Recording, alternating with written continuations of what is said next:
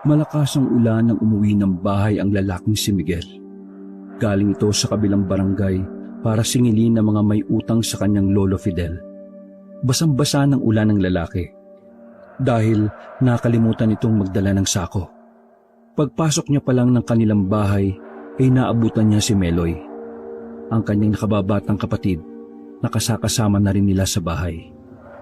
Abala si Meloy sa paghihiwa ng mga sangkap para sa kanilang hapunan, samantalang ang kanilang lolo naman ay nasa silid nito. Matanda na ang kanilang lolo Fidel. Nahihirapan na itong makabangon. Bukod kasi sa katandaan, mayroon na rin itong iniindang sakit.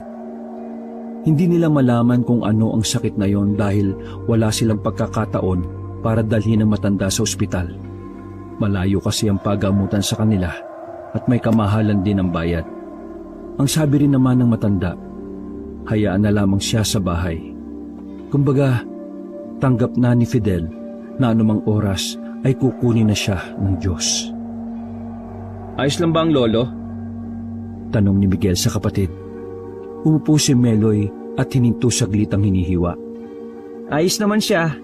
Yun nga lang, walang pagbabago sa paghinga niya eh. Lagi pa rin siyang hinihingal. Sagot ng lalaki. Isa-isang inilagay ni Miguel ang mga napamiling prutas. Para yun sa kanyang lolo. Kuya, nasingil mo na ba sila lahat? Tanong ni Meloy sa kanya. Oo, bayad na silang lahat. Yung perang nandito sa akin, panggastos natin. Tsaka yung kalahati, panggamot ni lolo. Sabi naman ni Miguel. Huminga ng malalim si Meloy. Nahalata ni Miguel ang lungkot sa mukha ng kapatid. Oh, bakit? Iniisip ko lang kung ano ba talaga ang gamot ni lolo, kuya eh. Sa tingin mo ba, nakakabuti yung mga halamang gamot na binibili mo? Baka mamaya kasi, nakakasama yan sa kanya, kaya lalo siyang nangihina. Nag-aalalang sabi ni Meloy. Meloy, si lolo mismo nagsabi na yun ang iniinom niya kapag nangihina siya. Kailangan natin sundin yung gusto niya. Wala tayong magagawa. Si lolo lang ang nakakalam kung anong nararamdaman niya sa katawan niya. At saka, halamang gamot lang yun. Hindi naman siguro masama. Saad naman ni Miguel. Sabay na napalingon ng dalawa sa bahagyang nakabukas na pinto ng silid ni Fidel. Nasisipat nila ang matanda na nakahiga at mabilis kong huminga. Kuya, ano na pala tayo kapag wala na si lolo? Sino ang gagamot sa mga tao? Pareho naman tayong walang alam sa panggagamot. Napayuko si Miguel. Nakakaramdam siya ng konsensya. Matagal na kasing gusto ng kanilang lolo na siya ang magmana sa panggagamot. Ang kaso nga lang, hindi marunong ang binata. Isa pa, iba rin ang interes ng lalaki. Ay nako, hindi ko rin alam. Basta, bahala na. Ang mahalaga sa ngayon ay nakakasama pa natin si lolo. O sige na, ituloy mo muna yung pagluluto mo para maya-maya makakain na tayo. Anong oras na rin kasi sabi ni Miguel. Ikaw din kuya, magbanlaw ka. Baka mamaya magkasakit ka dahil nagpaulang ka. Sagot naman ni Meloy. Dali-daling lumabas si Miguel. Naligo siya sa kanilang maliit at barong-barong na banyo. Pagkatapos ay bumalik na rin siya sa loob. Mahina na rin ang ulan nung mga sandaling yon. Ako na magpapakain kay lolo. Mauna ka nang kumain sabi ni Miguel habang nagsasandok ng kanin. Napatigil ang dalawa nang tawagin sila na matanda. Mabilis naman silang pumunta doon. Inilapit nila ang kanilang ulo dahil mahina na rin ang boses ni Fidel. Lo, ano ho yun? Tanong ni Miguel. Mga apo, sino ba sa inyo ang maaari kong asahan na kumuha ng agimat? Sabi ng matanda. Nagkatinginan ng magkapatid. Sa tagal na nilang kasamang matanda, kahit kailan ay hindi nabanggit ni Fidel ang tungkol sa agimat. Ang madalas lang kasi sabihin ng matanda ay ang tungkol sa panggagamot. Lo, ano pong sinasabi nyo? Ano pong tungkol sa agimat? Tanong ni Miguel. Miguel, total, ikaw ang panganay. Pakiusap, kunin mo ang agimat. Elo, saan ko po kukunin? Sunod-sunod na umubo ang matanda bago ito nakasagot muli. Sa bundok na may sementeryo, malapit sa baryo ng Manuela. Naroon ang agimat. Mautal-utal at mahinang sabi ng matanda. Lolo, pwede ba naming malaman kung para saan po yung agimat na sinasabi ninyo? Tanong naman ni Meloy. Agimat na yon ay pagmamay-ari ng aking ama. Sinabi niya sa akin na kunin ko yon sa oras na mawala siya. Ngunit hindi ko yun nagawa dati. Dahil akala ko hindi ko naman yon magagamit kahit na kailan. Pero nitong nakaraang buwan lang, natuklasan ko na may mga kalaban na kapitan. Hindi na ituloy na matanda ang kanyang sasabihin nang bigla itong maubo. May kasama ng dugo ang ubo ng matanda, kaya nabahala na magkapatid. Sige na, Lo. Huwag ka na muna magsalita. Ako nang bahala sa agimat. Inasikaso na magkapatid ang matanda. Ngunit noong mga sandaling yon, napansin nila na unti-unting bumabagal ang paghinga ni Fidel. Nagsimula na silang kabahan. Paghawak nila sa kamay ng matanda, ay naramdaman nila ang panlalamig. Nakatingin sa kanila ang kanilang lolo habang ito ay nakangiti. Maraming salamat, mga apo. Kayo na ang bahala sa agimat. Sa pagbagsak ng kamay ng matanda, ay bumagsak na rin ang kanilang luha. Umiyak na lamang ang magkapatid. Hindi na kinaya na matanda at tuluyan na nga itong namaalam. Kahit na matagal nang napaghandaan ng dalawa ang gabing yon, hindi pa rin nila maikakaila na masakit pa rin pala ang mawalan ng minamahal. Kuya, wala na si Lolo. Wika ni Meloy na nakadikit pa ang kamay ng matanda sa kanyang pisngi. Sige na, Lo. Magpahinga ka na. Alam naming pagod ka na. Sabi na lamang ni Miguel. Biglang lumakas ang buhos ng ulan. Tila sumasabay pa ang panahon sa kanilang paghihinagpis. Sa mga nakalipas na mga oras, ay saka lamang nila tuluyang natanggap na wala na nga talaga ang matanda. Kinaumagahan, nang tumila ang ulan, mabilis na kumalat sa kanilang lugar ang pagkawala ni Fidel. Dahil kilala at maraming natulungan na matanda. Marami din ang nalungkot sa pagkawala ni Fidel. Maraming tumulong sa magkapatid para maiburol ang kanilang lolo. Tumulong din ang barangay para sa ataol. Halos wala nang ginastos si Miguel at Meloy. Ang dami nagmamahal kay Lolo, no? Ganito pala talaga ang naidudulot niya sa mga tao. Wika ni Meloy, habang pinagmamasdan ng mga taong nagtutulong-tulong magkabit ng trapal sa kanilang bakuran. Kaya nga, di ba ang sabi sa atin ng lolo, kapag maging mabuti ka sa kapwa, ganun din ang kapwa mo sa'yo. Sagot ni Miguel. Napangiti na lamang ang dalawa. Pagdating ng 5:00 ng hapon ay naiburol na kaagad ang matanda. Todo asikaso naman ang magkapatid sa mga nakikiramay na bisita. Wala na silang ibang kamag-anak kaya tanging sila na lamang ang kumikilos. Pinagpapasalamat na nga lang nila na may nagkukusang tumulong na kapitbahay. Pagod na pagod ang dalawa nang sumapit na ang kinagabihan. Nagpapahinga na lamang sila sa gilid ng kabaong ng kanilang lolo.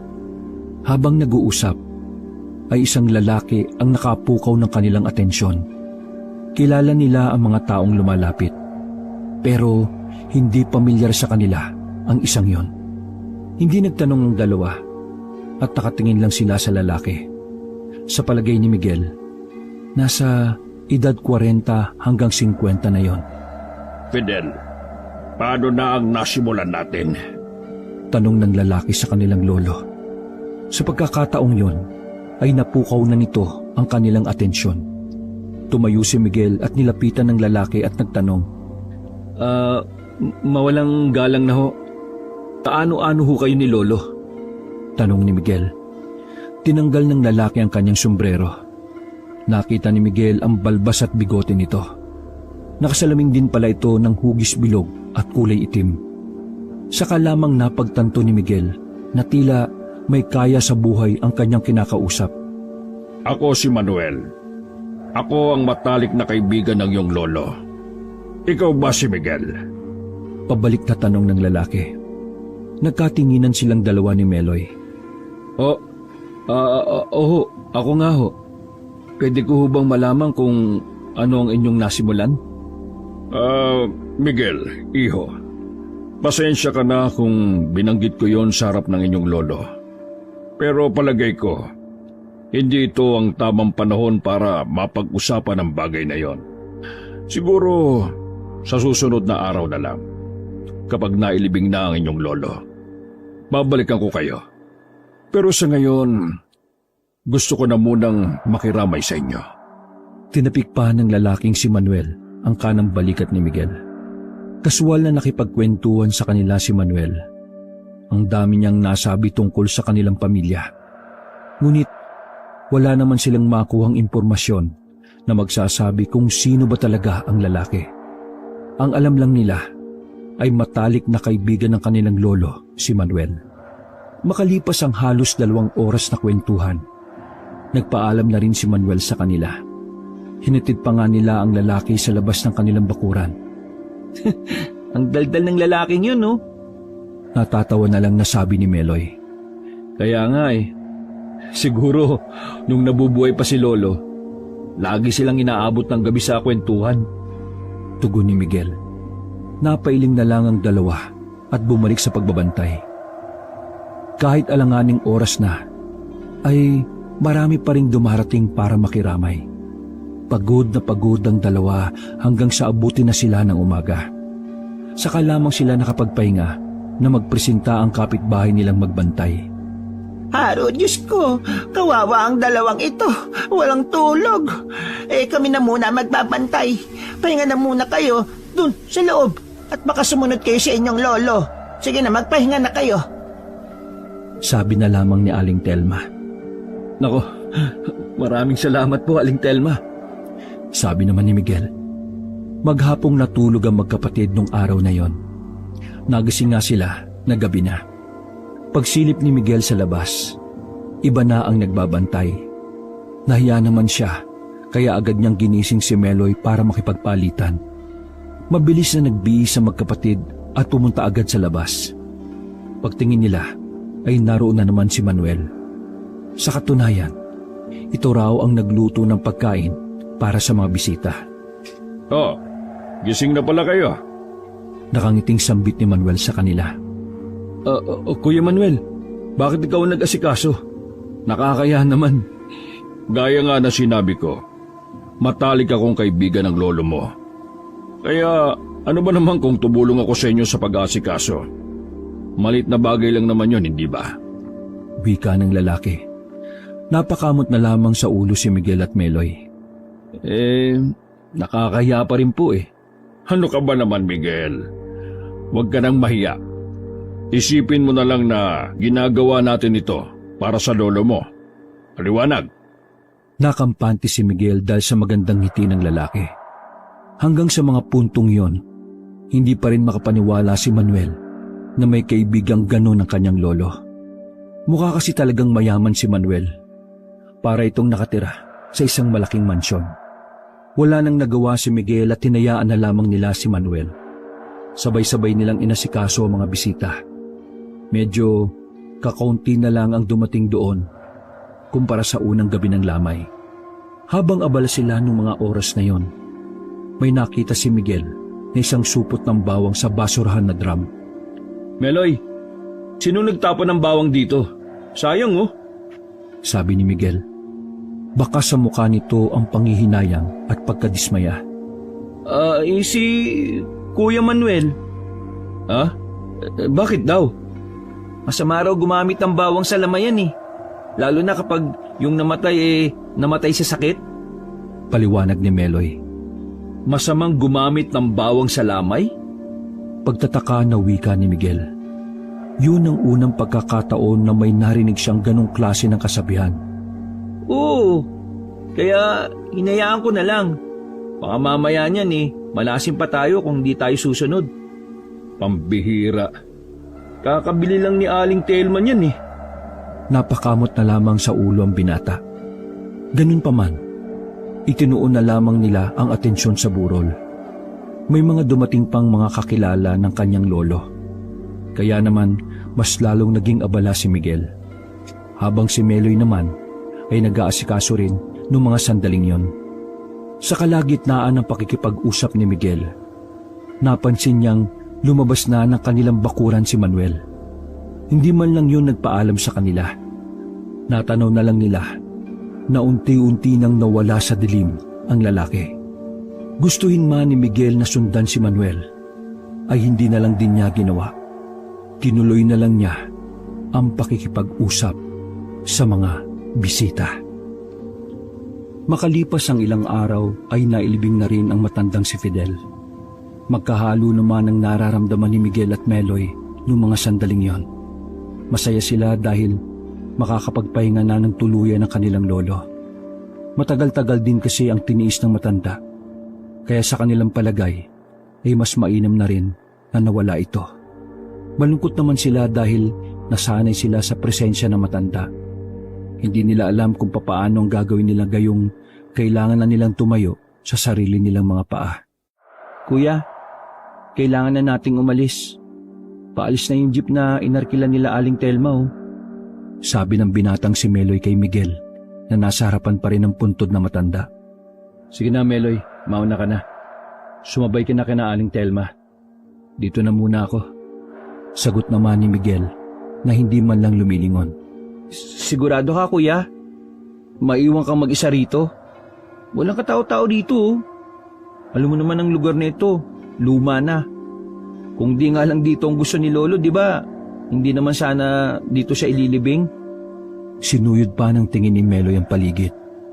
Makikita ang mga lumang nicho at lapida. Tanging sa matandang si Fidel lamang ang may bagong nicho. Sige na, ayos lang ako. Uuwi naman ako kagad pagkatapos ko rito. Sabi na lamang ni Miguel. Tumango na lamang si Meloy. Hindi na ito nangulit pa.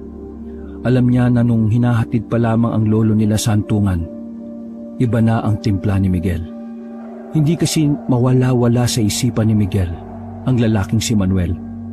Sa lahat ng malapit sa buhay na matandang si Fidel, ay si Manuel lang ang wala. Nagtataka nga si Miguel sa bagay na yon. Sa pinakamahalagang araw pa talaga, hindi lumitaw ang lalaki. Sa isip-isip tuloy ni Miguel ay baka hindi naman talaga kilala ng kanyang lolo si Manuel. 1 oras at kalahati pa ang nakalipas, ay napagdesisyon na ni Miguel na umalis na lamang. Umupo siya sa tapat ng lapida at hinimas ang nakaukit na pangalan. Lo, uuwi na po ko. Maraming salamat po sa lahat-lahat. Sana masaya ka na kung nasaan ka man. Pabulong niyang sabi. Aalis na sana ang binata nang maramdaman niya na may tao sa kanyang likuran. Paglingon niya ay nakita niya si Manuel. Nagsalubong ang kilay ni Miguel na tumingin sa lalaki. Pasensya ka na, nahuli ako. Marami kasi akong inasikaso sa bahay nitong mga nakakaraang araw Paliwanag ng lalaki. Lumapit ito at inilapag ang bulaklak sa gilid ng lapida. Akala ko hindi ka na magpapakita Alam mo ba na iniisip ko na baka hindi ka naman talaga kilala ng lolo ko? Nagbago ang reaksyon ng mukha ni Manuel. Ngunit tumawa na lang din ito at tinapik sa balikat ang binata. Ano ka ba? Parang ano naman ito? Magkakilala kami ni Fidel. Sadyang mas inuna ko lang talaga ang problema ko sa personal na buhay. Ako konsensya nga ako kasi hindi man lang ako nakadalo sa huling lamay. Tapos nahuli pa ako ngayon. Kung pwede ko lang isawalang bahala yung mga nangyayari, di sana present ako sa buong 1 linggo ng lamay ni paring Fidel. Napapailing pa na wika ni Manuel. Bumuntong hininga pa ang lalaki. Bakas sa mukha nito ang lungkot. Hayaan nyo na ho. Ang malaga nandito kayo. Isipin nyo lang na ikaw ang unang dumalo sa libing niya. Natawa na lamang si Manuel sa kanyang narinig. Ayos ka rin ah. Hindi na rin napigilan ni Miguel na tumawa. Biglang gumaan ang kanyang pakiramdam noong mga sandaling yon. Pansamantala niyang nakalimutan ang lungkot dahil sa makulit na aura ni Manuel. O paano? Uwi ka na ba? Tanong ng lalaki. Oo. Naghihintay na kasi sa akin ng kapatid ko sa bahay. Sayang. Isasama sana kita sa madalas naming tambayan ng lolo mo rito eh. Tumatambay kayo rito ng lolo? Sa sementeryong ito? Oo. Lagi kaming nandito. Ano ka ba? Ano? Sama ka? Papakita ko lang sa iyo saglit. Baka makatulong sa iyo para mas gumaan ang pakiramdam mo. Agad na pumayag si Miguel. Sumama siya kay Manuel. Kahit isang oras na lang ay gagabi na. Nilakad nila ang sementeryo patungo sa sinasabi ni Manuel. Malawak kasi ang sementeryong yon. Base sa pagkakaalam ni Miguel, ang sementeryong yon ang pinaglibigyan din ng mga namatay noong pananakop ng mga Hapon. Habang naglalakad, ay napansin ni Miguel na parang sobrang layo na nila. Wala na rin silang nakikitang puntod. Sa madaling sabi, ay wala na sila sa sementeryo.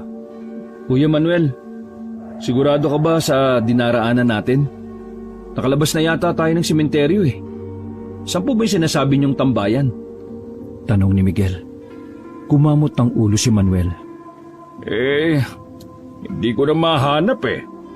Ang tagal na kasi nung huli kaming tumambay doon. Tara, tignan natin doon. Baka doon na talaga. Sabi pa ni Manuel at tinuro ang kaliwang direksyon. Unti-unti nang dumidilim ng mga sandaling yon. Kahit magkasama sila ni Manuel, hindi maiwasan ang binata na kabahan. Sobrang liblib na ang kanilang dinaraanan. Kuya Manuel, ano nang meron? Dito na ba yun? Anong ulit ni Miguel? Sa mga pagkakataon na yon, ay hindi na nagsasalita si Manuel.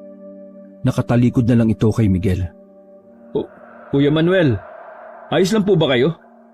Nanlaki ang mata ni Miguel nang humarap sa kanyang lalaki at naglabas ng baril.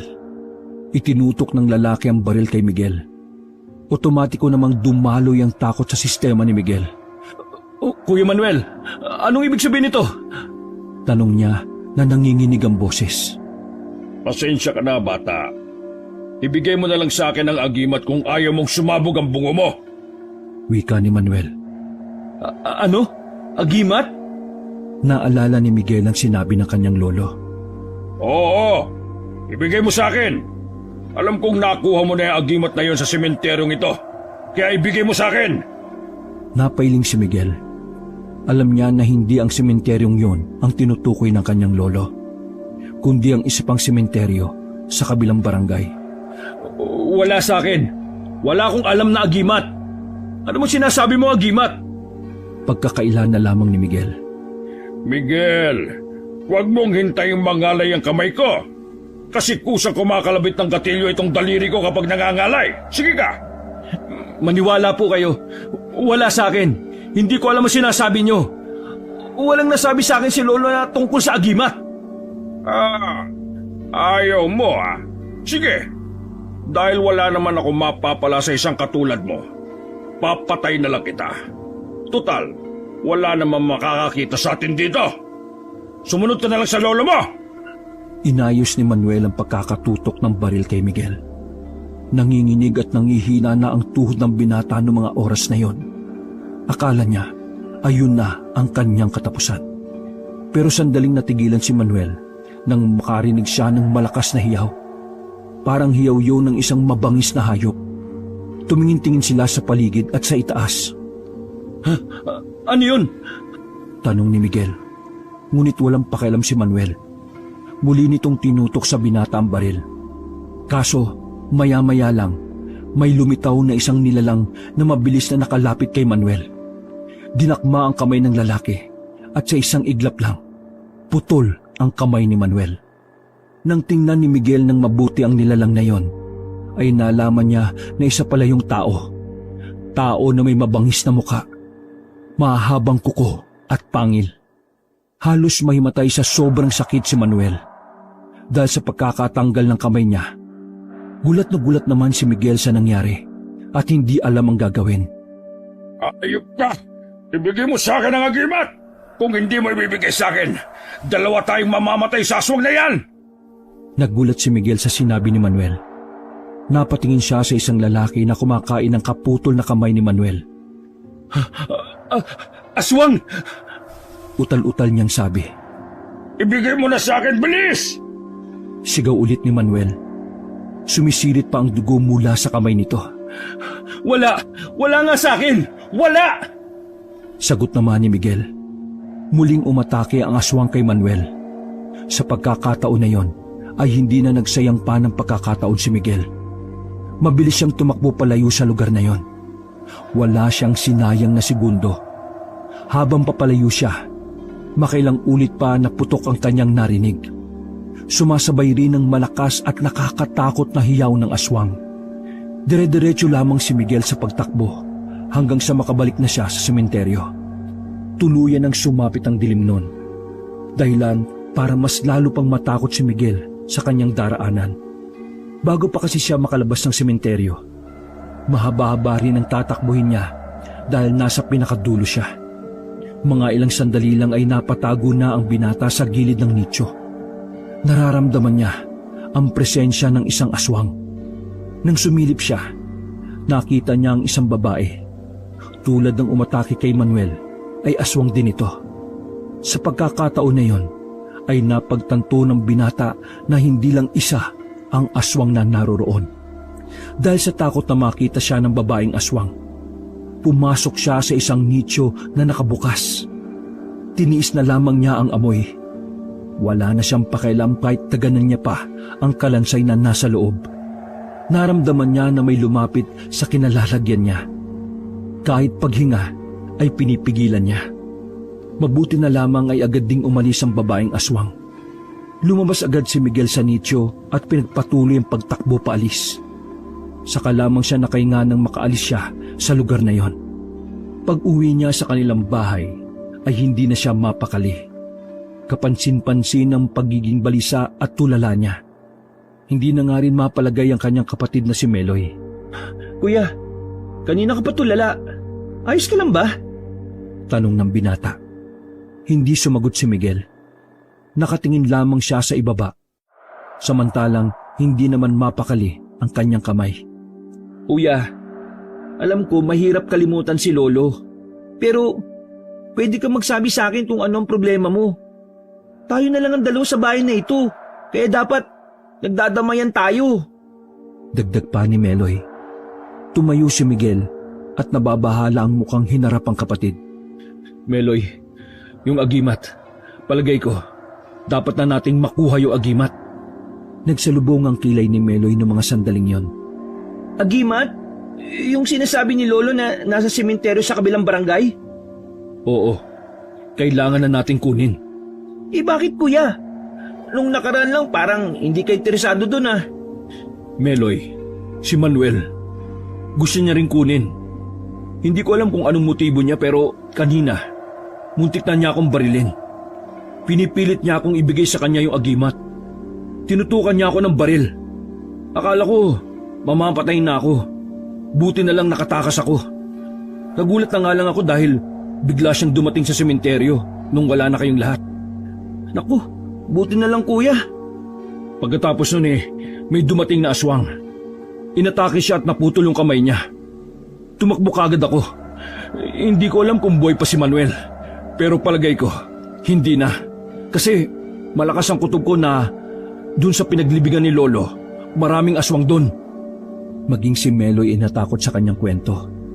Bumakas sa mukha nito ang pagkabahala. Nagtayuan din ng mga balahibo. Bata pa lamang kasi sila ay nagkukwento na sa kanila ang matandang si Fidel tungkol sa mga aswang. Pero dahil mga bata pa sila noon, hindi nila yung gaanong iniintindi. Akala nila ay tinatakot lang sila na matanda. Pero ang hindi pala nila alam ay totoong nabubuhay ang mga ganoong nilalang. Anong gagawin natin, kuya? Paano kung may aswang din pala sa kabilang sementeryo? Paano kung makuha natin yung agimat tapos pinag-initan tayo ng aswang? Ano mangyayari sa atin? Kumalma ka lang, Meloy. May dahilan kung bakit gusto ni Lolo na kunin natin yung agimat. Kailangan lang natin maging matapang. Dahil palagay ko, malaki ang papel ng agimat na yon sa buhay natin. Saad naman ni Miguel. Napaupo na lang sila. Pareho silang napapaisip. Nung mga sandaling yon, pakiramdam ni Miguel ay nagsisimula na ang panibagong kabanata ng kanilang buhay. Hindi niya inaasahan na kung kailan wala na ang kanilang lolo, saka pa sila magkakaroon ng malaking pagsubok sa kanilang buhay. Dahil natuklasan ni Miguel na totoo ang mga aswang, mas magiging delikado ang buhay nila magkapatid. Lalo pat hindi pa nila alam kung para saan ba talaga ang agimat na sinasabi ng matanda.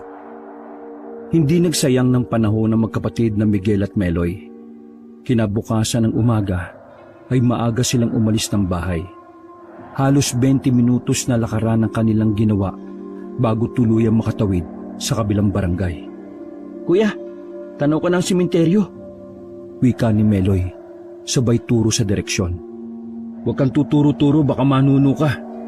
Saway naman ni Miguel. Namana niya ang ganong pamumuna sa kanyang lolo Fidel.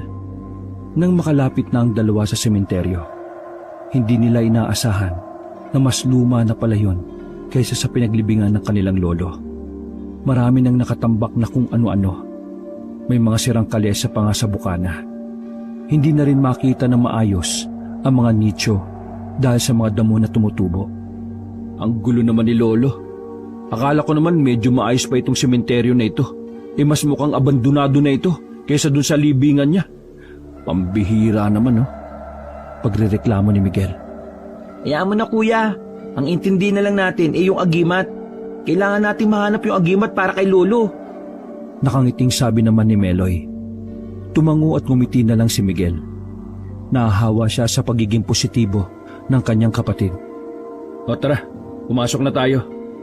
Nauna nang naglakad si Miguel papasok sa sementeryo. Itinulak pa nito ang nabubulok ng gate na ginagapangan na rin ng mga halaman. Sa mga sandaling yon, hindi maiwasan ng dalawa na kilabutan. Mas kakaiba ang pakiramdam nila sa sementeryo na yon. Bawat madadaanan nilang puntod ay nararamdaman nila ang mabigat na aura. Para bang may mga nakatingin at nagbabantay sa kanilang kilos. Mabuti na lang talaga at maaga pa, kaya kahit na papaano ay malakas pa ang kanilang loob. Kuya, labang nasabi si Lolo na eksaktong lokasyon? Tanong ni Meloy habang sila ay naglalakad. Di ba magkasama tayo nung nagabilin si Lolo? Wala naman siya sinabi Kaya ang gagawin natin ay manghuhula ngayon. Sagot naman ni Miguel. Alam mo kuya, palagay ko talaga magagamit natin yung agimat laban sa mga aswang Napatigil si Miguel sa paglalakad dahil sa sinabi ng kapatid. Siguro, yun din ang dahilan kung bakit gustong kunin ni Kuya Miguel yung agimat. Ano sa palagay mo kuya? Nabuhay kaya siya? Hindi na natin problema yon. Mas maganda ngang hindi na siya binuhay ng aswang Ang sama niya, muntik niya pa akong patayin. May halong inis na sabi ni Miguel.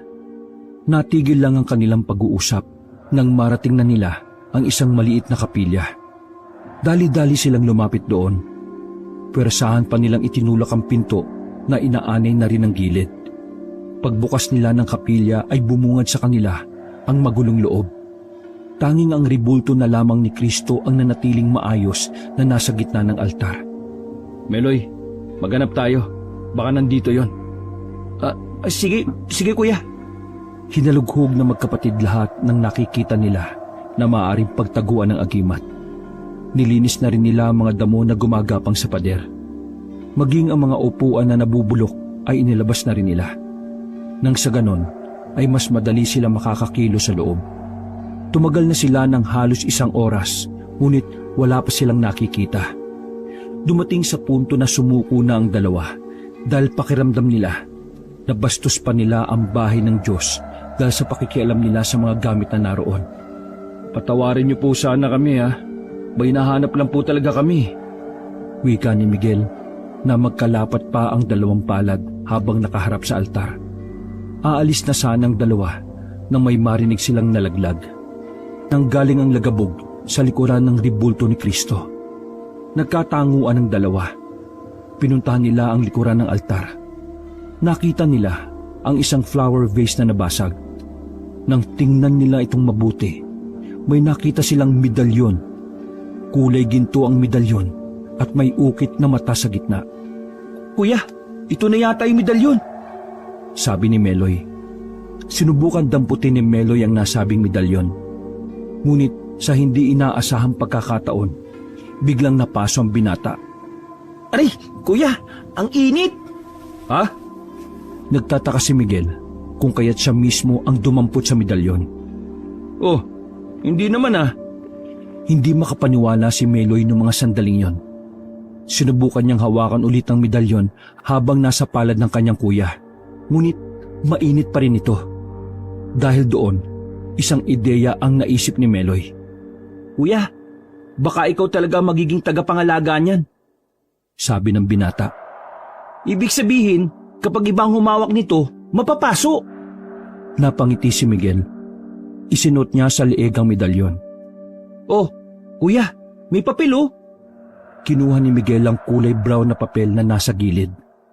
Mukhang kasamang bumagsak yun ng medalyon kaya agad na binuklat ng binata ang papel. May nakita silang sulat na naroon. Nabasa sa pagkakasuri nila, sulat yon ng kanilang lolo. Ang agimat na medalyon ay mahihimlay sa piling ng Panginoon. Gagamitin lamang ito ng bagong tagapangalaga sa oras na muling maghasik ang mga aswang. Ikaw na tagapangalaga, gamitin mo ito sa tama. Tapos na ang aking misyon. Kaya ipinapasa ko na sa iyo ang responsibilidad bilang bagong tagapuksa ng mga kampo ng kadiliman. Ingatan mo ang agimat at ang iyong sarili. Napatango ang magkapatid matapos basahin ang nakasulat sa papel. Noong mga sandaling yon, tuluyan ng inako ni Miguel ang pagiging tagapangalaga ng medalyon. Kailangan na nating umalis. Baka may makakita ba sa atin dito? Sabi ni Miguel. Lalabas na sana sila ng kapilya nang maramdaman ni Miguel na may paparating na tao. Hinigit ni Miguel ang kapatid at nagtago sila sa gilid. Paano mo nalaman na may paparating? Nagtatakang tanong ni Meloy. Ha? Hindi ko alam. Basta, parang lumakas ang pakiramdam ko't pandinig.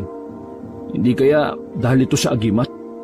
Aba, ayos pala yung kuya. Mamaya ka na bumilib, Meloy. Kailangan na muna nating umalis. Parang mga aswang sila. Iba ang pagkakaamoy ko sa kanila eh. Sabi ni Miguel. Dahil sa takot ay hinila na ni Meloy ang kanyang kuya. Nang bahagya na silang makalayo, ay huminto sila sa mga nichong magkakapatong-patong. Hingal na hingal si Meloy samantalang parang hindi man lang napagod si Miguel. Ni hindi nga rin ito pinagpapawisan. Hindi ko alam pero parang ang gaan-gaan ng katawan ko. Ito na yata yung epekto ng agimat eh. Sabi ni Miguel at sandaling hinawakan ng medalyon. Ibig sabihin ba niyan, kuya? Wala nang elementong lalapit sa atin? Hindi ko alam, Meloy. Kahit nasa atin na ito, kailangan pa rin nating alamin kung ano nga ba ang dapat gawin dito. Sigurado ako na may mga dapat akong iwasan at sundin para sa medalyong ito. Saad ni Miguel. Habang tirik pa ang araw, ay nagmamadali nang makauwi ang magkakapatid. Ligtas silang nakabalik. Nung oras na yon, ay saka lamang nakahinga ng maluwag ang dalawa.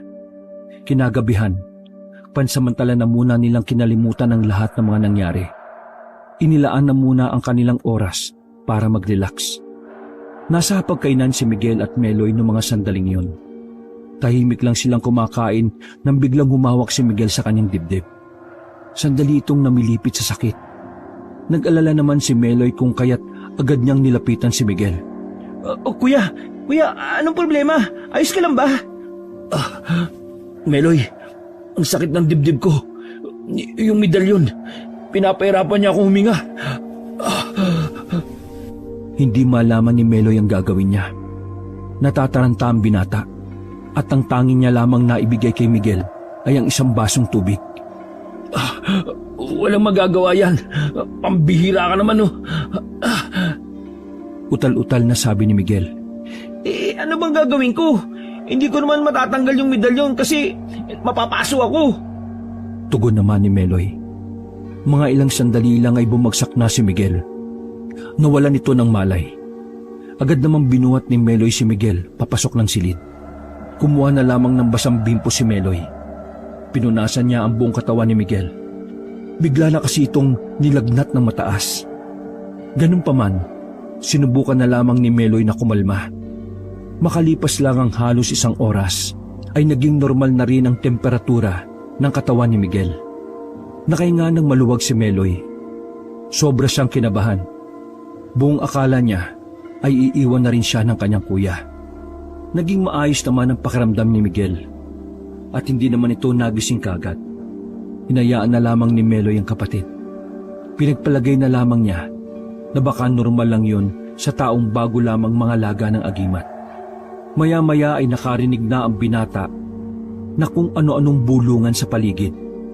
Nagtataka siya na isipin na sa ganoong oras ay mayroon pa rin nagchichismisan. Sumilip si Meloy sa labas. Hindi niya inaasahan ang kanyang makikita. May mga tao sa labas na hindi pamilyar sa kanya. At ang mas kinatatakot niya pa, lahat ng yun, palagay niya ay mga aswang. Nakikita niya sa kaunting liwanag sa tapat ng bahay nila ang kislap ng mga laway. "Putya!" bulong niyang sabi. Makailang ulit na napalunok ng laway ang lalaki. Binalikan niya kagad si Miguel, ngunit kahit na anong gawin niya, ay hindi naman yung nagigising. Uy, kuya, gising! Mukhang mga aswang yun nasa labas! Uy! Inalog-alog niya pa ang balikat at ulo ng lalaki. Ngunit wala siyang napapala. Masyadong malalim ang tulog ng kanyang kapatid.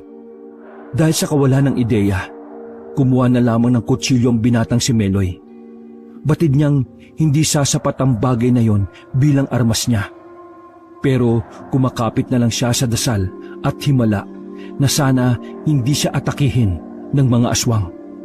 Nakikiramdam lang si Meloy sa mga pagkakataon na yon.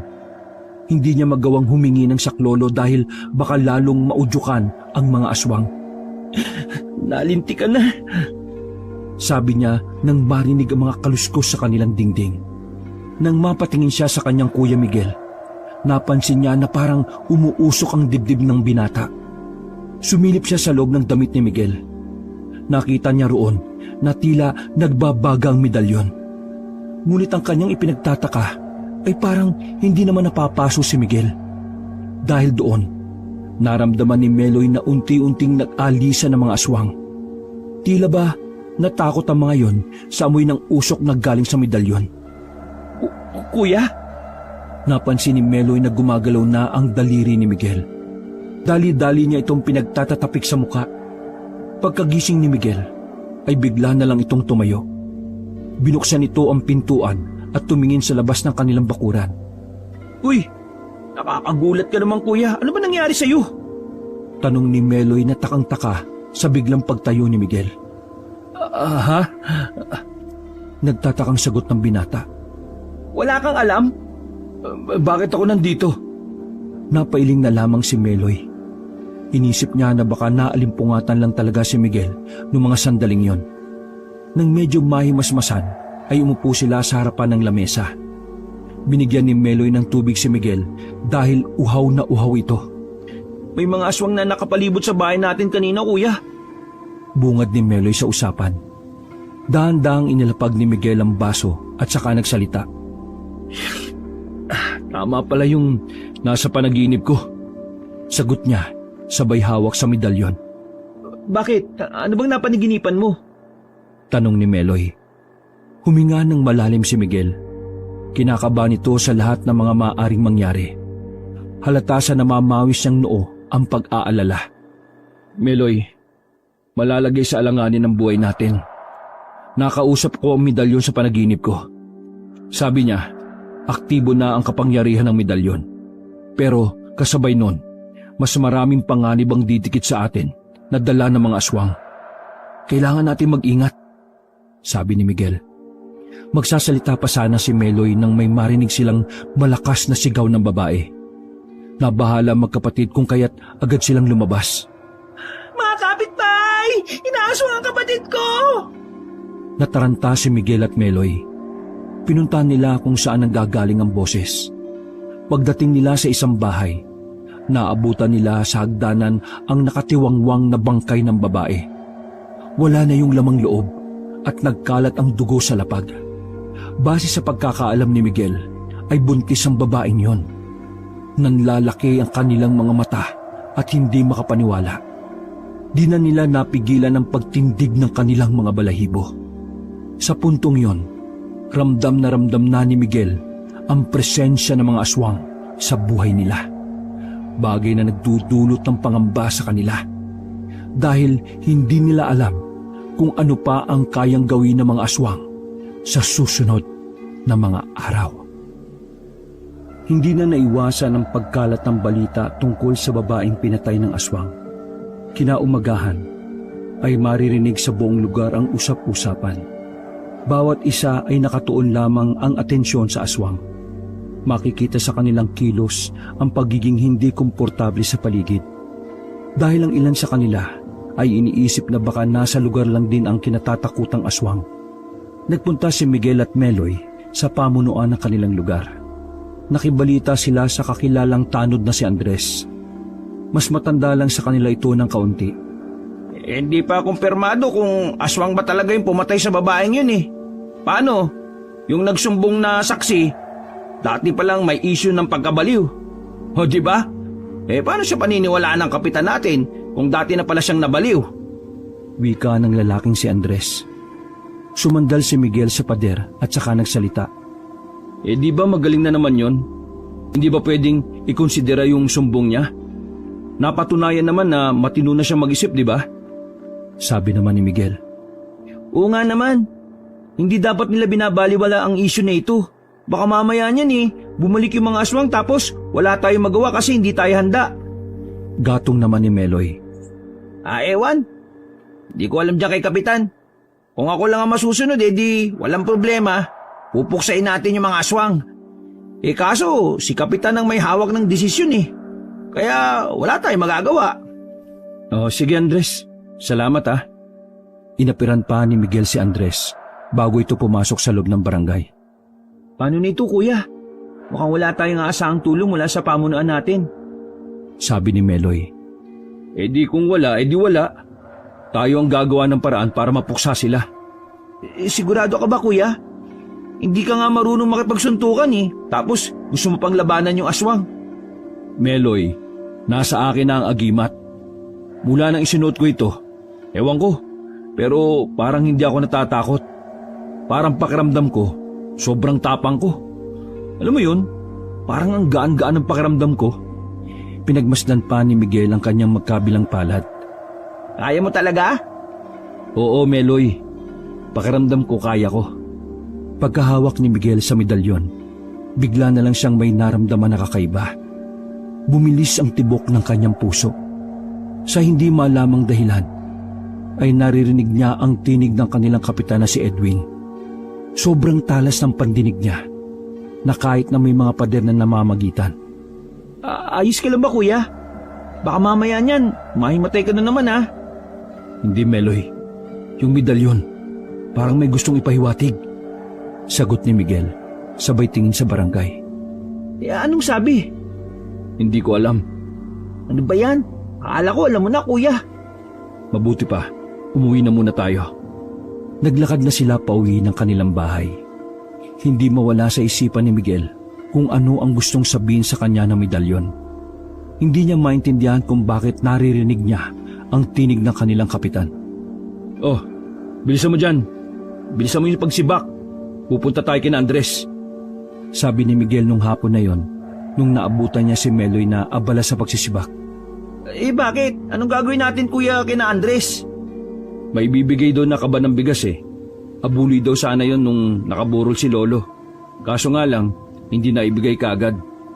Yung kaban kasi na nakalaan sana sa atin, sinira ng peste. Kaya yun, nag-ani muna sila. Sabi naman ni Miguel, sabay nguya ng mani. Alam mo kuya, ang bait-bait talaga ng pamilya nila Kuya Andres, no? Kaya nga ang swerte natin na kilala natin sila. Noong buhay pa man si Lolo, sila na talaga ang umaalalay sa atin pagdating sa pagkain eh. Napangiti na lamang si Miguel. Pagkatapos nilang mag-usap, ay naglinis na lamang siya sa loob. Maaga silang kumain nung kinagabihan para lumabas at puntahan si Andres. Sa kanilang paglalakad, ay hindi nila inaasahan na makakasulubong nila sa daan ang kapitan na si Edwin. Nahihiwagaan si Miguel kung bakit mag-isa lamang ang kapitan. Gayong madalas naman itong makita na merong kasama. Lalagpasan na sana nila ang kapitan nang biglang tawagin ito si Miguel. Huminto ang binata at tumarap. Miguel, tama ba? Ngumiti ang binata at magalang na sumagot. Ako si Miguel. Bakit to? Pinagmasdan niya ang kapitan ng maigi. Nagtinginan ng magkapatid at nagtataka. Ikaw ang apo ni Fidel, tama ba? Dagdag pa nito. Tumangutango na lamang si Miguel. Hindi niya kasi alam ang kanyang sasabihin. Meron ka bang pagmamayari na pwede mong ibigay sa akin? Bibiling ko kahit na magkano. Mas lalong nalito si Miguel sa sinabing yun ng kanilang kapitan. Malakas ang kanyang kutob na ang gustong tukuyin ng kapitan ay ang medalyon. Parang wala naman po. Bakit nyo naman po naitanong? Pagkakailan na lamang ni Miguel. Maging si Meloy sa gilid niya ay naguguluhan na rin sa kanilang pinag-uusapan. Ay, wala naman. Alam mo, nangungulekta kasi ako ng mga kakaibang bagay. Mga kwintas, mga luma ba? Ganon. Yung may mga disenyo na kakaiba. Nangungulekta rin ako ng mga burloloy. Sabi pa ni Edwin. Ganun po ba? Pasensya na po kapitan pero wala po akong mga ganun eh. Ngumiti na lang ang kapitan, ngunit iba ang nakikita ni Miguel sa ngiting yon. Tila may bakas ng pagkadismaya. Ay, o sige, ayos lang. O sige, salamat. Sabi na lamang ng kapitan. Naglakad na palayo si Miguel at Meloy. Napahawak si Miguel sa medalyon. Sa ikalawang pagkakataon, parang may gustong ipahiwatig sa kanya ang agimat niyang dala. Kinakabahan ako kay kapitan ha. Tulad ni Manuel, parang interesado din siya sa agimat. Hindi ko alam pero hindi tayo dapat magtiwala sa kanya. Sabi ni Miguel. Nawiwirdohan din nga ako sa kanya eh. Mula nang may nagpaparamdam na aswang sa lugar natin. Parang lagi siyang aligaga. Ano kaya nangyayari kay kapitan? Pinagmasdan na lamang nila ang kapitan na si Edwin. Kumuway pa yon nang lumingon ito sa kanila. Nang makarating sila sa bahay nila Andres, ay agad nilang tinawag ang lalaki. Hindi sila makapasok sa bakuran dahil may mga bantay na aso. Uy, nandyan na pala kayo? Kanina pa ba kayo? Tanong ng lalaking si Andres. Hindi, kararating lang namin. Masaya namang sagot ni Miguel. Inilipat muna ni Andres ng pinagtatalian ng aso, saka sila pinapasok ng lalaki. Pinaupo sila sa tapat ng mahabang lamesa na yari sa punong nara. Nasa loob yung kaban ng bigas eh. Pero bago yun, kumain muna tayo. Alam kasi ni nanay at tatay na darating kayo. Ay oops, bawal tumanggi, sasamahan loob ni nanay. Napakamot na lang ng ulo si Miguel. Ganun pa man, pipilitin na lang din nilang kumain kahit busog na sila. Habang naghihintay silang maluto ang pagkain, hindi maiwasang magkwento ni Andres ng mga bagay na napapansin niya sa loob ng barangay. Alam nyo, nung nakaraan ko pa napapansin na alis si kapitan ng barangay eh. Tapos, isang beses, nakita ko siyang pumunta sa barangay ng alanganing oras. Ang dami niya kasama eh. Hindi yun mga tanod ah. Basta, hindi ko kilala yung mga kasama niya. Akala ko nga mga taga-ibang barangay eh. Tapos, may meeting sila. Pero, wala naman ako natatanda na may bibisita sa barangay nung gabing yun.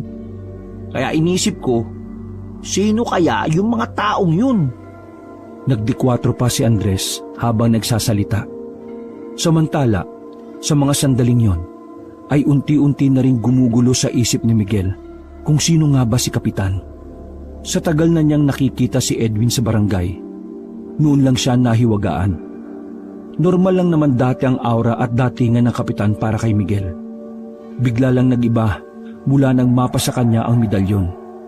At mula nang may mabiktima ang mga aswang. Kuya, di ba nakaaway dati ni Lolo si Kapitan? Naalala mo ba nung pagbawalan ni Kapitan Edwin si Lolo na manggamot? Sabi naman ni Meloy. Oo, naalala ko. Parang lagi niyang pinag-iinitan si Lolo noon eh. Napahawak si Miguel ng kanyang baba habang napapaisip. Palagay nyo, may tinatago kaya si Kapitan? Kay nahinala na kasi mga kilos niya eh. Tanong ni Andres. Bago pa makasagot si Miguel, ay bigla na lamang humangin ng malakas. Ramdam na ramdam nila ang malamig na simoy ng hangin. Ang pagkikiskisa ng mga dahon ay nagdudulot ng kaba para kay Miguel. Oo, kalma! Humangin lang.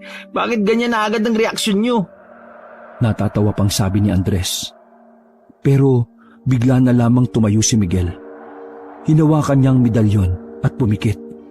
May mga aswang! Sigaw ni Miguel. Ha? Ano? Pagtatakang sabi ni Andres.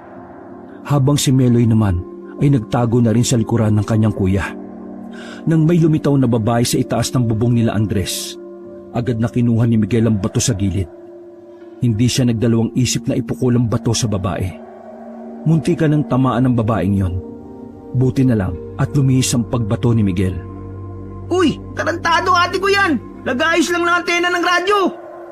Sabi ni Andres nang makitang naiiyak na ang babae sa taas. Ha? Ate mo yan? Nauutal na wika ni Miguel. Hiyang-hiya siya sa kanyang nagawa. Kuya naman eh. Pabulong na lang nasabi ni Meloy. Ate, ayos ka lang ba? Pasensya ka na ha, medyo sabog kasi itong magkapatid eh. Sigaw ni Andres sa kanyang ate. Napailing na lamang si Miguel. Hindi siya makapaniwala na nagkamali siya kahit sinunod niya lang ang sinabi ng medalyon. Pasensya na Andres ha. Huy, Andres! Yung ate mo! Nagulat silang tatlo nang may lumitaw na dalawang lalaki sa likuran ng ate ni Andres. Walang ano-ano ay agad na nilapa ng dalawang lalaki ang babae. Sa sobrang pagkagulat ay hindi nakapagsalita ang lalaking si Andres. Hindi ito makagalaw dahil sa takot. Kuya! Nagis ni Meloy ang itak na nakasandal sa hagdanan nila Andres. Nang masalo ni Miguel ang itak, ay mabilis itong nakaakyat sa bubungan. Maging si Meloy ay nabigla sa kung paano gapangin ni Miguel ang puno para makapunta sa dalawang aswang. Tigilan niyo siya! Buong puwersang hinagupit ni Miguel ang dalawang aswang. Tinamaan niya agad ang isa sa leeg kung kaya't nalaglag kagad ito. Habang ang isa naman ay nagawa pang makailag.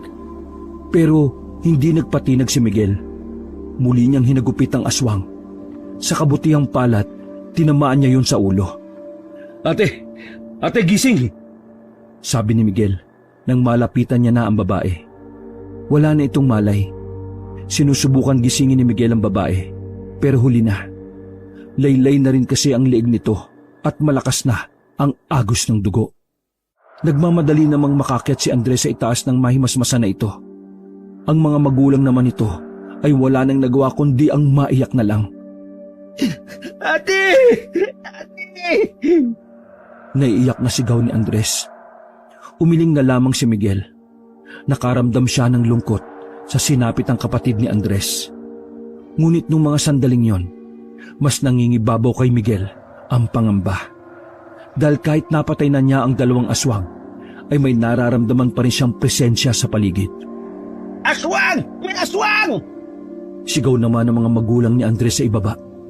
Pagtingin ni Miguel, ay may dalawa pang aswang na umatake.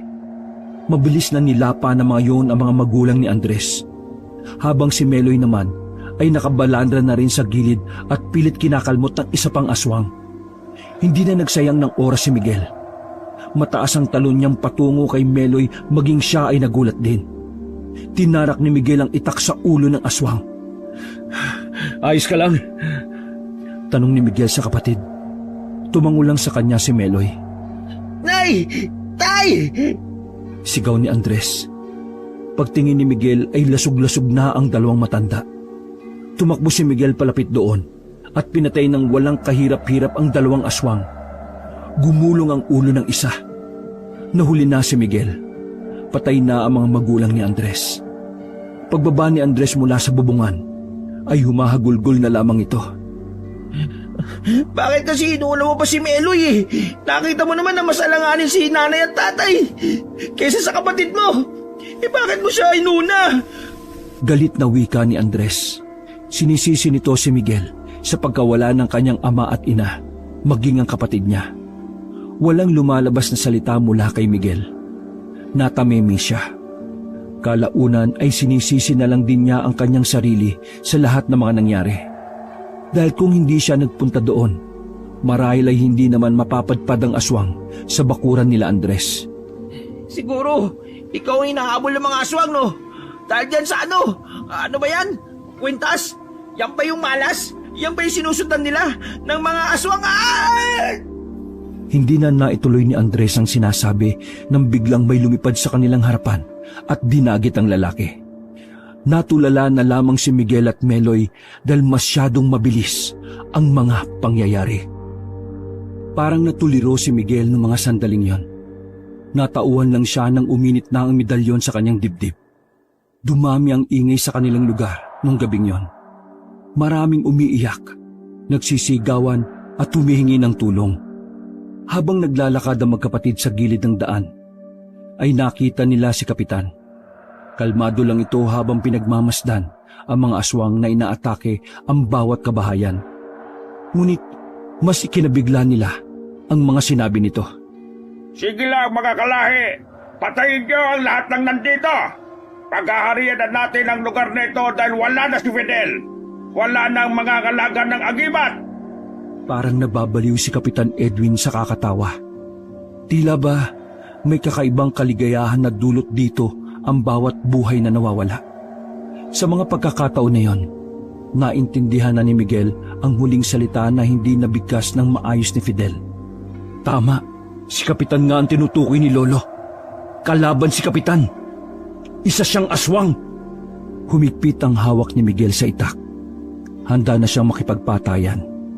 Kitang-kita ang namumuong galit sa mukha ng lalaki. Dahil doon, mas lalong nagkaroon ng lakas ng loob si Miguel. Dito ka lang, Meloy. Kahit na anong mangyari, wag kang aalis sa silong na ito, ha? Maliwanag? Sabi niya sa kapatid. Kuya, baka mapahama ka. Hindi ako pababayaan ng agimat. Kailangan kong gumawa ng hakbang para matigil ang kasama ng mga aswang. Hindi na hinintay pa ni Miguel na mapigilan siya ng kapatid. Dali-dali siyang lumabas at tumalon palapit sa kinatatayuan ni Edwin. Nakailag ang kapitan sa ginawa niyang pagtaga. Gulat na gulat ang lalaki sa bigla niyang paglitaw. Ngunit kalaunan ay sumilay na rin ang nakakalokong ngiti ng kapitan. Nagkakabali ka, Kapitan. Oo, nawala si Lolo. Pero buhay pa ang agimat. Sabi ni Miguel. Tama palang hinala ko. Ikaw palang nagmana ng agimat na panlaban sa aming mga aswang. Tumawa na naman ng malakas ang lalaki. Oo, at ngayong gabi, papatayin kita. Ano naman ang magagawa ng isang binatang wala namang kaalam-alam sa paggamit ng agimat? Hindi ka nga marunong makipagsuntukan. Kaya, paano mo papatayin ang pinuno ng mga aswang na nasa harapan mo ngayon? Dahan-dahang lumapit si Edwin sa binata. Sinisindak nito si Miguel. Oo, wala akong alam. Pero itong agimat, meron. Siya ang bahala sa akin. Tumakbo si Miguel at hinagupit niya ng itak si Edwin. Nahawakan ng kapitan ng kanyang kamay, kung kaya't nabitiwan niya ang itak. Buti na lang ay nasuntok niya agad si Edwin sa muka, dahilan para mapatras ito. Gulat na gulat ang lalaki sa ginawa ni Miguel. Maging si Miguel din ay hindi makapaniwala na ganun kalakas ang suntok niya. Ayos lumakas ako Napapangiting wika ni Miguel habang nakatingin sa kanyang kamao. Ano mong napapagana ang agimat? Wala ka namang alam sa mundong ito. Sabi ni Edwin na nanginginig pa ang tinig. Simple lang, Kapitan. Ako ang pinili ng agimat. Napapailing na lamang ang kapitan ng mga sandaling yon. Ang aswang! Patayin mo ito! Sigaw ni Edwin. Naglabasan pa ang ibang aswang. Pinalibutan nila si Miguel. Ganun pa man, wala man lang nararamdaman na kahit na kaunting takot ang binata. Sa halip, mas ganado pa itong makipaglaban. Pinagtulungan ng mga aswang ang nag-iisang si Miguel. Makilang ulit nilang pinagkakakalmot ang binata, ngunit laking pagtataka nila nang hindi man lang tumatalab ang kanilang mahahabang kuko. Kapitan, hindi siya tinatablan. Anong gagawin namin? Nababahalang sabi ng isa sa mga aswang. Inutil! Patayin niya! Wala akong pakialam kung ayaw tablan. Basta patayin niyo siya sa kahit na anong paraan alam niyo! Napipilitan na lamang ang mga aswang na lumusob kay Miguel. Pero dahil kakaibang tao na ang binata noong mga sandaling yon, walang kahirap-hirap na pinulbos ni Miguel ang mga tauhan ng kapitan. Ano na, Kapitan? Susuko ka na ba? Nang iinsultong tanong ni Miguel. Nanggagalaiti sa galit ang kapitan noong mga sandaling yon. Aminado ito na hindi niya kakayanin si Miguel.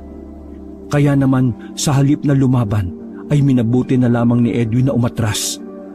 Mabilis itong gumapang at lumundag-lundag sa kabahayan. Kuya, ang galing mo! Ikaw ba talaga yun? Ang galing mong makipaglaban! Parang dati lang ako nagtatanggol sa'yo ah! Ganyan ba talagang epekto ng agimat? Tanong ni Meloy nang nakalabas na ito mula sa pinagtataguan. Muling tiningnan ni Miguel ang medalyon. Oo, itong agimat na ito, ang dahilan kung bakit ko sila natalo. Pero hindi muna tayo dapat maging kampante. Kailangan nating iligtas sa mga kalugar natin. Nilibot nila ang kanilang lugar. Wala nang tao sa ibang bahay. Ang iba ay lumikas na. Ngunit ang iba naman ay tinangay na ng mga aswang.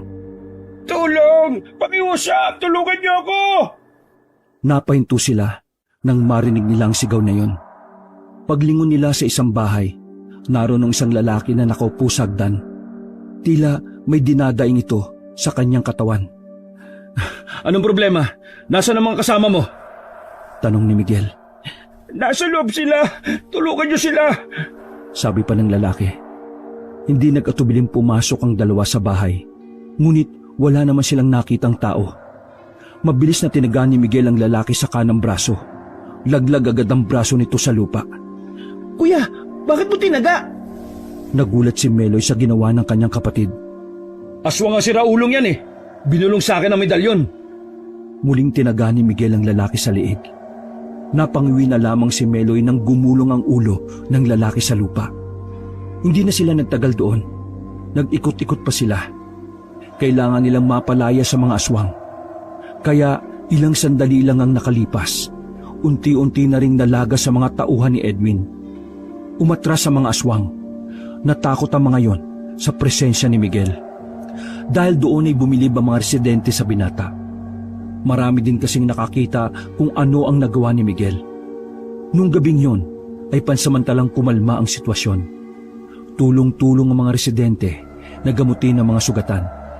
Sama-sama rin silang nagsalansa ng mga bangkay at pira-pirasong katawan. Alam na ng mga tao na si Kapitan ang may pakana ng lahat. Marami ang nadismaya.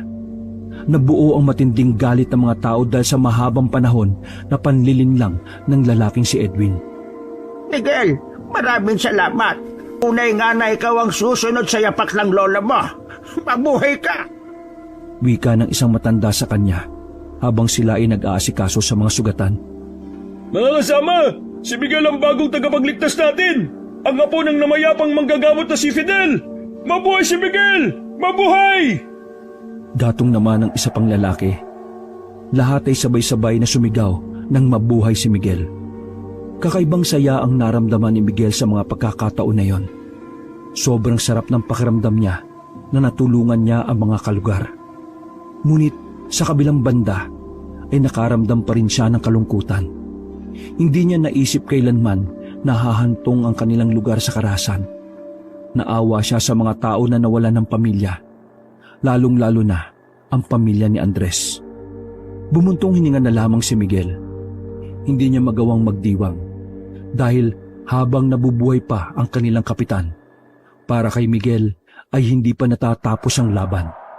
Sa kanyang isip, pinasalamatan niya ang agimat.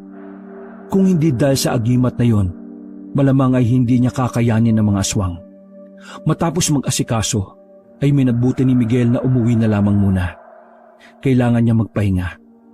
Dahil sa mga nangyari ay saka lamang niya naramdaman ang pagod. Pagdating nila sa kanilang bahay, ay naramdaman agad ni Miguel na parang may tao sa loob. Hinarang niya ng braso si Meloy at huminto sila. Oh, kuya, bakit? May tao sa loob. Pabulong nitong sabi. Pasimpleng dumampot ng 2x2 ang binatang si Meloy. Marahan ang paglalakad na ginawa ng dalawa. Nang makalapit na sila sa pinto ng kanilang bahay, pagsilip nila ay nakita nila roon ang isang lalaki. Nang humarap yun sa kanila, ay nanlaki ang mata ni Miguel at Meloy. Kuya Manuel? Nagtatakang wika ni Miguel. Bakit hawak-hawak mo ang larawan ng lolo namin? Tanong naman ni Meloy. Ngumiti ng malapad ang lalaki. Inilapag nito sandali ang larawan sa lamesa. Bakit? Masama bang tingnan ang larawan ng aking ama? Sagot ni Manuel. Ama? Anong pinagsasabi mo? Hinanda na ni Miguel ang hawak-hawak niyang itak. Alam kong alam nyo na may nag-iisang kapatid ang tatay ninyo. At ako yon. Hindi ko alam kung bakit hindi sinabi sa inyo ni tatay. Siguro dahil alam niya na masama akong tao. Nakakatawa. Baka dahil alam niya na kukunin ko ang agimat sa kanya balang araw. Meloy, sa likod ka lang. Ikaw, Miguel, ikaw ang hadlang sa mga plano ko. Akala mo namatay na ako sa mga aswang na yon? Naputulan lang ako ng kamay, pero hindi ako mamamatay. Napadako ang tingin ni Miguel sa nakabendang kamay ng lalaki. Nanlilisik ang mata ni Manuel na lumalabas na tiyuhin nila ito. At nilabas na nito ang baril na nakasukbit sa tagiliran. Kung hindi mo ibibigay sa akin, papatay na lang kita. Tutal, ginawa mo na ring miserable ang buhay ko dahil sa punyemas na putol na kamay na to. Makinig ka. Hindi mo mapapakinabangan ng agimat dahil ako ang pinili. Hindi to gagana sa'yo. Wala akong pakialam. Papatayin pa rin kita. Kinalabit na ni Manuel ang gatilyo. Binaril niya si Miguel. Ngunit sa kasamaang palad ay lumikulang ang bala. Hindi pumayag si Manuel kung kaya't sunod-sunod na putok ng baril ang kanyang ginawa. Nasa akin ang agimat. Hindi dadampi sa akin ang bala na... Hindi natuloy ni Miguel ang kanyang sasabihin nang biglang bumukas ang kanilang bintana. Bumungad doon ang kanilang kapitan. Ngunit nung mga sandaling yon, ibang-iba na ang itsura ng kapitan. Mukha na itong halimaw at mabangis na hayop. Hinila ng kapitan si Manuel. Makailang ulit ang binaril ng lalaki ang aswang na kapitan, ngunit huli na. Nahawakan si Manuel ni Edwin sa leeg. Sinakal siya nito hanggang sa lumuwa ang kanyang mga mata. Pagkatapos nito ay saka nito nilapa ng kapitan. Walang sinayang na pagkakataon si Miguel. Tumalon siya sa bintana at agad na hinagupit ng taga ang kapitan. Nagawa pang makailag ng kapitan. Ngunit sa pangalawang beses na paghagupit ni Manuel ay tinamaan na ang kapitan sa leeg. Lumaylay agad ang ulo nito na kalaunan ay nahulog na rin. Sirit ang dugo sa mukha ni Miguel. Habol niya ang kanyang hininga noong mga sandaling yon. Natapusin kayo, mga lintik kayo. Tanging sabi na lamang ni Miguel. Kuya, tapos na ba ang problema natin? Tanong ni Meloy. Tumango na lang si Miguel. Nakaramdam na lamang ng pagkahilo si Miguel. Bigla na lang itong nawalan ng malay. Hapon na nang magising si Miguel. Magaan ang kanyang pakiramdam. Wala siyang kahit na anong nararamdaman na sakit. Pagsilip niya sa kanilang bakuran, ay naroon si Meloy. Nagluluto ito sa kanilang bakuran. Bumangon ang binata at lumabas. Napangiti si Meloy na makita ang kapatid. Kuya, ang haba ng tulog mo ah. Ano, kamusta? Anong pakiramdam mo? Huminga ng malalim si Miguel. Eto, ayos na ako. Pero, nasaan na si Kapitan? Si Tito Manuel? Tanong ni Miguel. Kinuha sila ng mga residente. Kaninang umaga, sabay silang sinunog sa tapat ng barangay natin. Kuya, wala na yung mga kontrabida sa barangay na ito. Makakapamuhay na tayo ulit ng mapayapa. Puno ng kaligayahan ang mukha ng binatang si Meloy. Napaupo na lamang si Miguel at sumilay din ang malapad na ngiti sa kanyang mukha. Kinuha niya ang agimat at nagawa pa itong halikan at kausapin. Maraming salamat sa iyo ha. Dahil sa iyo, maraming buhay ang naligtas. Sana habang buhay na tayong magkasama. Wika ni Miguel sa medalyon. Napatingin pa si Miguel sa kalangitan at muling nagsalita. Lo, nangyari na ang gusto nyo. Nasa mabuting kamay na ang agimat. Oo nga, Lo. Ang galing ni Kuya. Galing makipaglaban. Idol ko na si Kuya ngayon, Lo. Kahit amoy mapanghina siya. Sabi ni Meloy. Agad naman inamoy ni Miguel ang kanyang sarili. Teka. Bakit ako mapanghi? Umiba ako sa short? Natawa na lamang si Meloy. Ewan ko sa'yo. Maligo ka na nga. Mamayang gabi, susundin ka ng mga kalugar natin. Kikilalanin ka daw nila bilang bayani. Nakangiting wika ni Meloy. Dali-dali namang nagpunta ng banyo ang lalaking si Miguel. At sa paglabas niya roon, ay magiging isa na siyang ganap na tagapagligtas laban sa mga aswang. Wakas! Sa iba pang mga magagandang kwento, maaari niyong pakinggan ang mga kwento ni Lolo Pael sa Pamela Clamil Channel at sa Lady Pam at sa Lolo Pael Tales of Horror. Maraming salamat. Muli, ito ang mga kwento ni Kabanong.